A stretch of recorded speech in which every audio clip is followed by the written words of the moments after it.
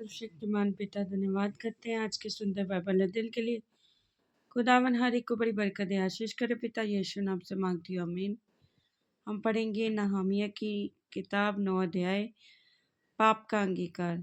फिर उसी महीने के 24वें दिन को इसराइली उपवास का टाट पहने, सिर पर धूल डाले हुए इकट्ठे हो गए। तब इसराइल के वंश के लोग सब अन्य जाति के लोगों से अलग हो गए और खड़े होकर अपने अपने पापों और अपने पुरखाओं के अधर्म के कामों को मान लिया। तब उन्होंने अपने अपने स्थान पर खड़े होकर दिन के एक पहर तक अपने परमेश्वर यहोवा की व्यवस्था की पुस्तक पढ़ते और एक पहर अपने पापों को मानते और अपने परमेश्वर यहोवा को दंडवत करते रहे।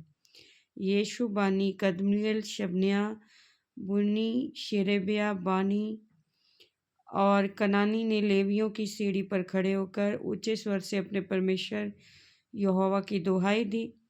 फिर यीशु, कदमिएल, बानी, शबन्याह, शेरेबिया, होदिया, शबन्याह और पताहाह नामक लेवियों ने कहा, खड़े हो, अपने परमेश्वर यहोवा को अनादिकाल से अनंत काल तक धन्य कहो। तेरी महिमा युक्त नाम धन्य कहा जाए, जो सब धन्यवाद और स्तुति से परे है। पाप अंगीकार की प्रार्थना। तू ही अकेला यहोवा है। स्वर्ग वरन सब से ऊंचे स्वर्ग और उसके सब गण और पृथ्वी और जो कुछ उसमें है और समुद्र और जो कुछ उसमें है, सभी को तूने ही बनाया और सबों की रक्षा तू ही करता है और स्वर्ग की समस्त सेना तुझी को दंडवत करती है। हे यहोवा, तू वही परमेश्वर है जो अब्राम को चुनकर कसदियों के उर नगर में से निकाल लाया और उसका नाम अब्राम रखा और उसके मन को अपने साथ सच्चा पाकर उससे वाचा बांधी। और मैं तेरे वंश को कनानियों, हित्तियों, एमोरियों, परिज्जियों, जबूसियों, गर्राशियों का देश दूंगा। और तूने अपना ये वचन पूरा भी किया, क्योंकि तू धर्मी है। फिर तूने मिस्र में हमारे पुरखाओं के दुख पर दृष्टि की और लाल समुद्र के तट पर उनकी दुहाई सुनी। फिरौन और उसके सब कर्मचारियों और उसके देश के सब लोगों को दंड देने के लिए चिन्ह और चमत्कार दिखाए, क्योंकि तू जानता था कि वे उनसे डिटाई का व्यवहार करते हैं। और तूने अपना ऐसा बड़ा नाम किया जैसा आज तक वर्तमान है। और तूने उनके आगे समुद्र को ऐसा तोगबाग किया कि वे समुद्र के बीच स्थल स्थल चलकर पार हो गए। और जो उनके पीछे खड़े थे उनको तूने गहरे स्थानों में ऐसा डाल दिया जैसा पत्थर महा जलराशि में डाला जाए। फिर तूने दिन को बादल के खंभे में होकर, रात को आग के खंभे में होकर उनकी अगुवाई की और जिस मार्ग पर उन्हें चलना था उनमें उनको उजियाला मिले। फिर तूने सीने पर्वत पर उतरकर आकाश में से उनके साथ बातें की और उनको सीधे नियम, सच्ची व्यवस्था और अच्छी विधियां और आज्ञा दी और उन्हें अपने पवित्र विश्राम दिन का ज्ञान दिया और अपने दास मूसा के द्वारा आज्ञाएं और विधियां और व्यवस्था दी। उनकी भूख मिटाने को आकाश से उन्हें भोजन दिया और उनकी प्यास बुझाने को चट्टान में से उनके लिए पानी निकाला और उन्हें आज्ञा दी, जिस देश में तुम्हें देने की शपथ मैंने खाई है, उनके अधिकारी होने को तुम उसमें जाओ। परंतु उन्होंने और हमारे पुरखों ने अभिमान किया और हठीले बने और तेरी आज्ञाएं ना मानी और आज्ञा मानने से इनकार किया। जो आश्चर्य कर्म तूने उनके बीच में किए उनका स्मरण ना किया, वरन हठ करके यहाँ तक बलवा करने वाले बने कि एक प्रधान ठहराया अपने दास्तव की दशा में लौटे। परंतु तू क्षमा करने वाला, अनुग्रहकारी और दयालु, विलंब से क्रोध करने वाला और अति करुणामय ईश्वर है।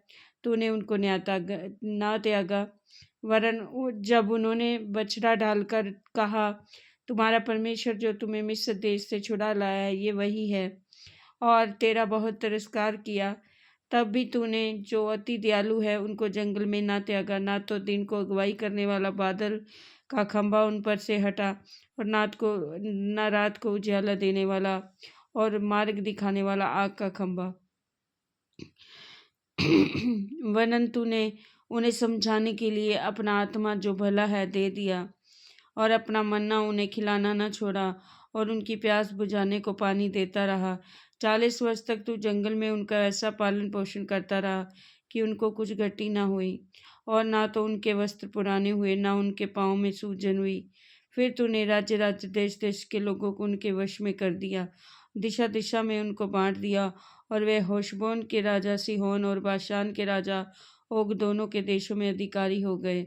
फिर तूने उनकी संतान को आकाश के तारों के समान बढ़ाकर उन्हें उस देश में पहुंचा दिया जिसके विषय में तूने उनके पूर्वजों से कहा था कि वे उसमें जाकर उसके अधिकारी हो जाएंगे। इस प्रकार ये संतान जाकर उसकी अधिकारिन हो गई, और तूने उनके द्वारा देश के निवासियों कनानियों को दबाया और राजाओं और देश के लोगों समेत उनको उनके हाथ में कर दिया, और वह उनसे जो चाहे सो करे।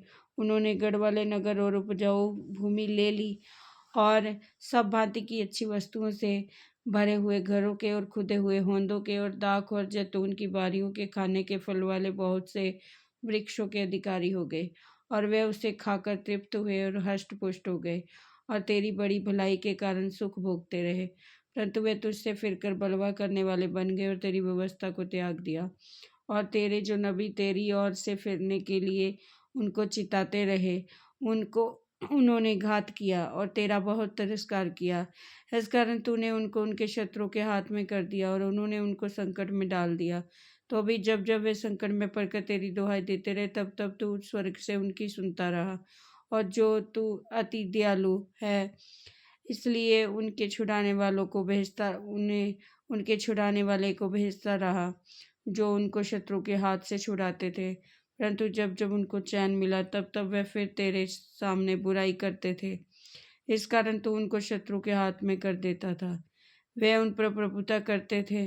तो भी जब वे फिर कर तेरी दुहाई देते, तब तू स्वर्ग से उनके सुनता, और तू जो दयालु है इसलिए बार बार उनको छुड़ाता और उनको चिताता था कि उनको फिर अपनी व्यवस्था के अधीन कर दे। परंतु वे अभिमान करते रहे और तेरी आज्ञा नहीं मानते थे, और तेरे नियम जिनकी जिनको यदि मनुष्य माने तो उनके कारण जीवित रहे, उनके विरुद्ध पाप करते और हठ करके अपना कंधा हटाते और ना सुनते थे। तू तो बहुत वर्ष तक उनकी सहता रहा, और अपने आत्मा से नबियों के द्वारा उन्हें चिताता रहा, परंतु वे कान नहीं लगाते थे। इसलिए तूने उन्हें देश देश के लोगों के हाथ में कर दिया। तो भी तूने जो अति दयालु है उनका अंत नहीं कर डाला, और ना उनको त्याग दिया, क्योंकि तू अनुग्रहकारी और दयालु ईश्वर है। अब है हमारे परमेश्वर, हे महान प्रकार पराक्रमी भय योगेश्वर, जो अपनी वाचा पालता और करुणा करता रहा है, जो बड़ा कष्ट अशूर के राजाओं के दिनों में से लेकर आज के दिन तक हमें और हमारे राजाओं, हाकिमों, जाजकों, नबियों, पुरखाओं वरन तेरी समस्त प्रजा को भोगना पड़ा है, वे तेरी दृष्टि में थोड़ा न ठहरे। तो भी जो कुछ हम पर बीता है उसके विषय में तो तू धर्मी है। तूने तो सच्चाई से काम किया है, परंतु हमने दुष्टता की है।